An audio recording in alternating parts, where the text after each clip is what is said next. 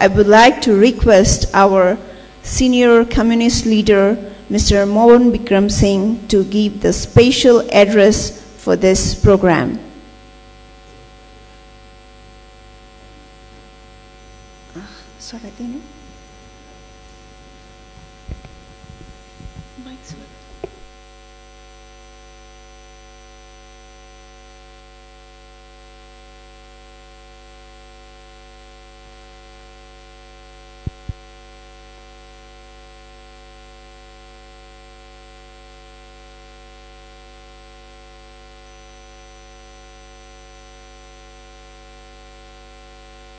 आदरणीय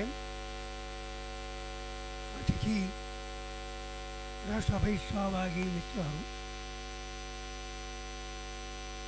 आज यो कार्यक्रम अत्यन्त महत्त्वपूर्ण कार्यक्रम हो।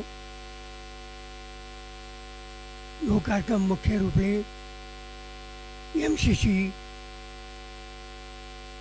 मिलेनियम च्यालेन्ज कार्पोरेसनसित सम्बन्धित छ। यसको लागि पनि मैले प्रसन्नता प्रकट गर्न चाहन्छु कि म 60 वर्षपछि 6 दशकभन्दा बढी समयदेखि प्रथमपल्ट कुनै सार्वजनिक सभामा सहभागी हुँदैछु। पञ्चायती कालमा 9 वर्ष जेल, पञ्चायती कालमा 16 वर्ष भूमिगत र त्यसपछि 35 वर्ष अर्धभौमिक अवस्थापछि आज पहिलोपल्ट म कुनै सार्वजनिक सभामा बोल्दैछु। त्यो मेरो लागि पनि धेरै प्रसन्नताको कुरा हो। आजको मुख्य विषय यो एउटा एमसीसी नै हो। एमसीसी अत्यन्त गम्भीर विषय हो। त्यसबारे सम्पूर्ण देश र जनताको ध्यान जानुपर्ने आवश्यकता छ। प्रकट रूपमा के भनेको छ भने यो देशको विकाससित सम्बन्धित कार्यक्रम हो। देशको विकाससित सम्बन्धित माने सडक र विद्युत ट्रान्समिसन लाइनहरूसित सम्बन्धित, त्यसको विकाससित सम्बन्धित, तर त्यो त्यसको बाह्य पक्ष मात्र हो, उपरी पक्ष मात्र हो। वास्तवमा यो इन्डो पेसिफिक रणनीतिको अङ्ग हो। त्यो कुरा स्वयं अमेरिकाका उच्च अधिकारीहरूले पनि बताइसकेका छन्। वास्तवमा त्यसको उद्देश्य नेपालको सम्पूर्ण परराष्ट्र नीतिलाई, त्यसको सुरक्षालाई समेत उसको अमेरिकाको सुरक्षा नीतिका अन्तर्गत राख्नु हो। त्यसको अर्थ नेपालको परराष्ट्र नीतिलाई खतम गर्नु र नेपालको राष्ट्रिय सार्वभौमतामाथि आघात गर्नु हो। त्योभन्दा बढी गम्भीर कुरा के हो भने यसको पछाडि यो एमसीसी नेपाललाई वास्तवमा चीन र अमेरिकाको बीचको युद्धभूमिका रूपमा परिणत गर्नेछ। एमसीसीको उद्देश्य एकातिर चीनको विरुद्ध मोर्चाबन्दी गर्नु र अर्को उद्देश्य दलाई लामालाई तिब्बतमा पुनर्स्थापनका लागि तिब्बतमाथि आक्रमण गर्नु हो। तिब्बतमाथि आक्रमण गर्नका लागि नेपाल बाहेक अर्को कुनै भूमि छैन। त्यसको अर्थ जब तिब्बतमा आक्रमणको सिलसिलामा नेपाल युद्धभूमि बन्नेछ, युद्धभूमि बन्नुको अर्थ के हुन्छ? हामीले युक्रेनमा हेर्न सक्छौँ, हामीले गाजा पट्टीमा हेर्न सक्छौँ, जहाँ लाखौं मानिसहरू विस्थापित भएका छन्, त्यहाँका सारा संरचना ध्वस्त भएको छ, त्यहाँ भोकमरी छ। त्यसै त्यहाँ पुनर्निर्माण गर्न अरू सैकौं वर्ष लाग्नेछ। ठिक त्यही स्थितिमा नेपाल पुग्ने खतरा पैदा भएको छ। त्यसका यो अत्यन्त गम्भीर विषय हो, किनभने हामीले धेरै युद्धहरू हामीले भोगेका छौँ। प्रथम विश्वयुद्ध, द्वितीय विश्वयुद्ध, भारत पाकिस्तान युद्ध, भारत चीन युद्ध। त कुनै पनि युद्धमा नेपालीहरू या नेपाल प्रत्यक्ष रूपले सामेल हुनु परेको छैन। यति नेपालका धेरै सपूतहरू ती युद्धहरूमा मारिएका छन्। त्यहाँ पाइने भिक्टोरिया क्रस र अरू तकमाहरूको कारणले नेपालले गर्व पनि नेपालीहरूले गर्व पनि गर्ने गर्दछन्। तर त्यहाँ जो हजारौं नेपालीहरू मारिए, त्यसपछि हाम्रो कमै ध्यान जाने गरेको छ। र अहिले तैपनि प्रत्यक्ष रूपमा नेपाल ती युद्धहरूमा सामेल भएको छैन। र यो एमसिसीका कारणले चीन र अमेरिका बीचमा युद्ध हुन्छ भने त्यसबाट नेपाल युद्धभूमि बन्यो भने नेपालले प्रत्यक्ष रूपले नै युद्धबाट क्षति, नेपाललाई युद्धबाट क्षति पुग्नेछ।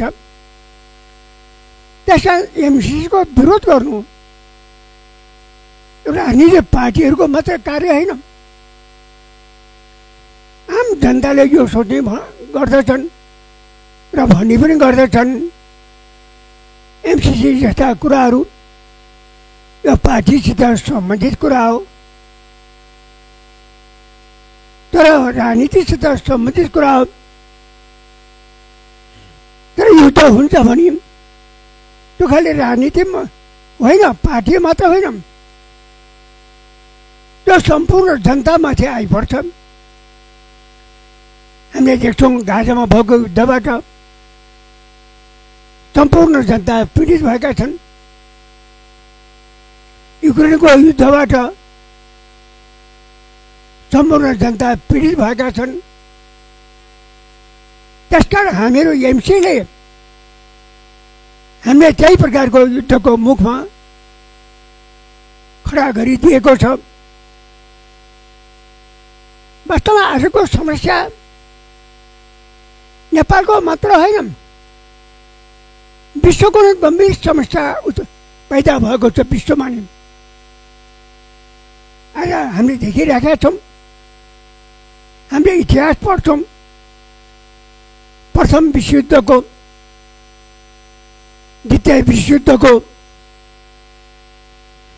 तर जो हामीले तिनीहरूको जो इतिहास पढ्छौँ त प्रत्यक्ष रूपले भएका छैनौँ। आज यो नयाँ आज वास्तवमा विश्वयुद्ध युरोपमा मात्र होइन, प्रथम र द्वितीय युद्ध युरोपमा नै भएका थिए। अब विश्वयुद्ध हुन्छ भने त्यो पहिलेको भन्दा भयानक हुनेछ, आणविक युद्ध हुनेछ। आणविक युद्धको अर्थ हुन्छ सारा विश्व ध्वस्त हुनु, सम्पूर्ण मानव जाति ध्वस्त हुनु।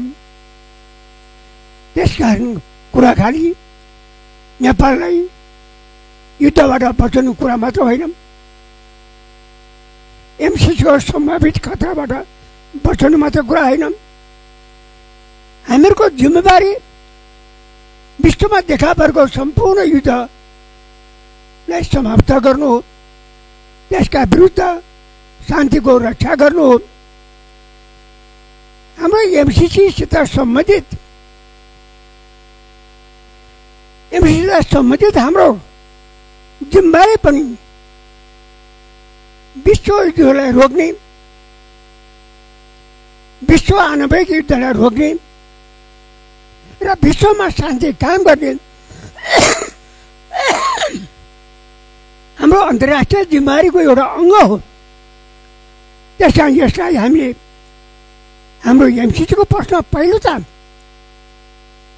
हामीले के बुझ्नुपर्छ भने यो हाम्रो देशको शान्तिसित जोडिएको छ, राष्ट्रियतासित जोडिएको छ, सार्वभौमिकतासित जोडिएको छ। त्यसका साथसाथै जो चाहिँ विश्व शान्तिसित जोडिएको छ, विश्वमा देखा परेको आणविक खतरालाई रोक्ने कुरासित जोडिएको छ। हामीलाई यसको लागि हामीलाई दुःख लाग्छ कि नेपालका राजनीतिक पार्टीहरू, जिम्मा राजनीतिक पार्टीहरू सुरुमा सबै एमसीसीका विरुद्धमा थिए र हामी स्वयं त्यसका विरुद्धमा थियौँ। त्यो अमेरिकाको दबावको परिणामस्वरूप त्यो एमसीसीलाई पास गर्ने काम गरियो, संसदले पनि पास गर्यो। त्यो अरू कयौँ सन्धिहरू हामीले देख्छौँ अन्य देशहरूसित हाम्रा कयौँ सन्धिहरू भएका छन्। ती सन्धिहरू संसदले पास गर्नुपर्ने आवश्यकता हुन्न, तर एमसीसीलाई संसदले पास गर्नुपर्ने किन आवश्यकता पर्यो भने त्यसलाई एउटा कानुनको मान्यता दिनु, संविधानको मान्यता दिनु र यसले एमसीसीको जो सन्धि हो, सम्झौता हो, त्यसमा स्पष्ट भनिएको छ यदि नेपालका कानुन र एमसीसीका प्रावधानहरूका बिचमा कुनै अन्तर्विरोध पैदा हुन्छ नि, विरोधाभास पैदा हुन्छ भने त्यो अवस्थामा नेपालका कानुनभन्दा एमसीसीका प्रावधानहरू माथि हुनेछन्।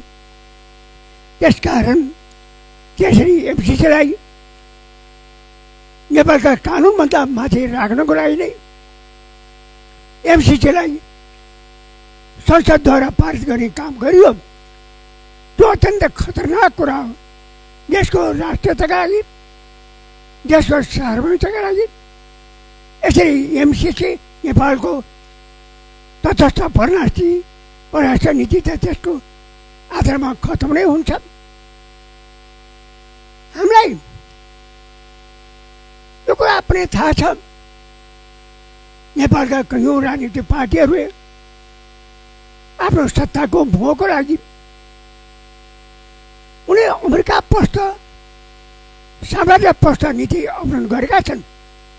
तर त्यस प्रकारको साम्राज्य पस्छ नीति अमेरिकाको लागि पर्याप्त छैन। त्यसलाई त यस्तो सरकार चाहिएको छ नेपालमा जो पुरै नै अमेरिकाको पिछडोको बनोस्,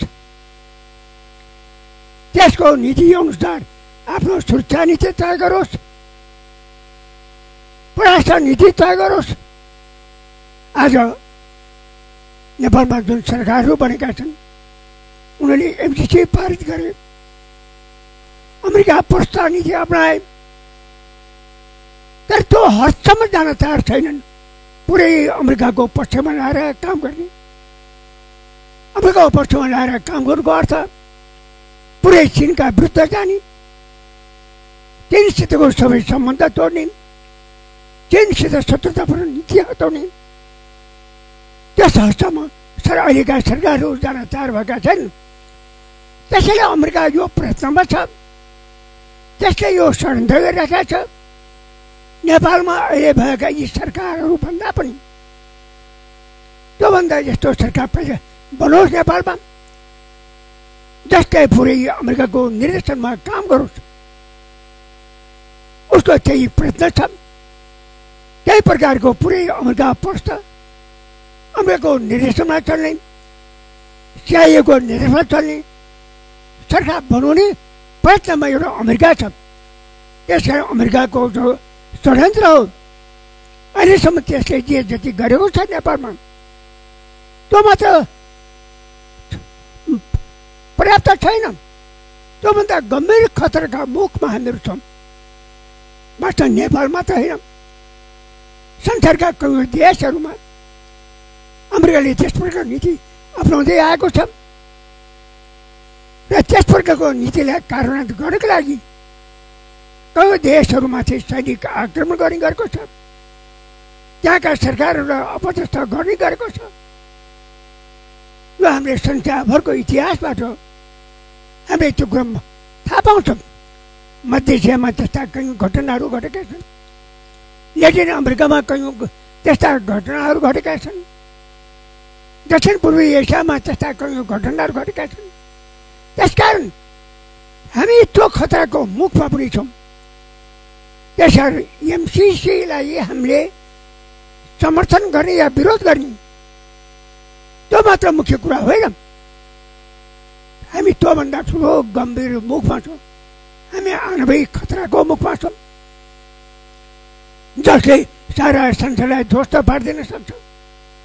अनि त्यसका साथै हामीहरू त्यो खतराको मुखमा छौँ जहाँ आज नेपालमा जुन पार्टीहरूले अमेरिका प्रस्थ नीतिहरू अपनाइरहेका छन् तिनीहरूलाई पनि समाप्त गरेर नेपाललाई पुरै अमेरिकाको पकेटमा लैजाने, अमेरिकाको सुरक्षा नीति, परराष्ट्र नीति र उसको रणनीतिमा लैजाने, स्ट्राटेजीमा लैजाने प्रयत्न अमेरिकाले गरिरहेको छ। त्यसकारण हामीहरू गम्भीर खतराका मुखमा छौँ।